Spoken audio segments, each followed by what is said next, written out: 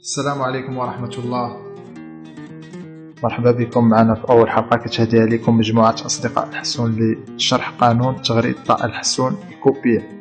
والتغاريد الأساسية التي يعتمد عليها في هذا النوع من التغريد هي تعادد تزاوى، بليبليات، وطابليتيوس، والكاسكابيل، وبولي بولي، ميسيدا، وبليبلي الممطرة. في هذه الحلقة هذه بغينا نتعرفوا غير على التعادد والتزاوى، ومن بعد ان شاء الله نديروا حلقة خاصة بالبليبليات والطابليتيوس. هاد التعادد هادو كينقسموا لجوج الاصناف. الصنف الاول هو التعادد العاديين، وكاين التعادد المركبة. نسمعوا التعادد العاديين.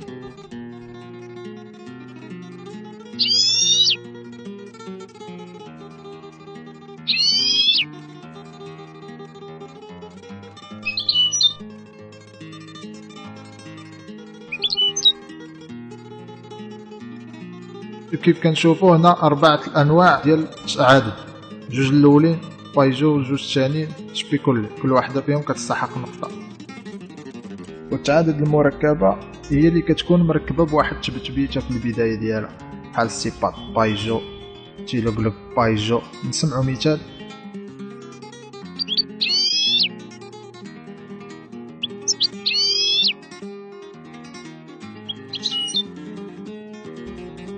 وكيف كنشوفوا هنا 3 الانواع ديال التعادد المركبه، الاولين جوج بايجو، والثالثه شبيكولي. ندوزو للتبتبيت. التبتبيت الطير وقتاش كيستحق عليه نقطه؟ الطير كيستحق عليه نقطه الا ادى 4 انواع مختلفين بحال هاد الشكل هذا.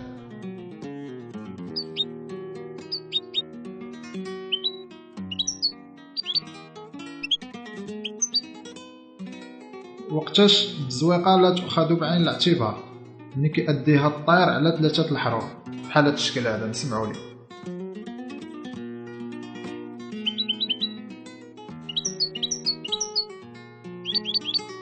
وهكذا كنكونوا كملنا الحلقه ديالنا ديال التعادد والتزاوق، وان شاء الله موعدنا الحلقه القادمه. كنشكر كل واحد ساعدنا وشجعنا على باش نديروا هذا العمل هذا، وسلامي الخاص لمجموعه اصدقاء الحسون وكاع الموالين.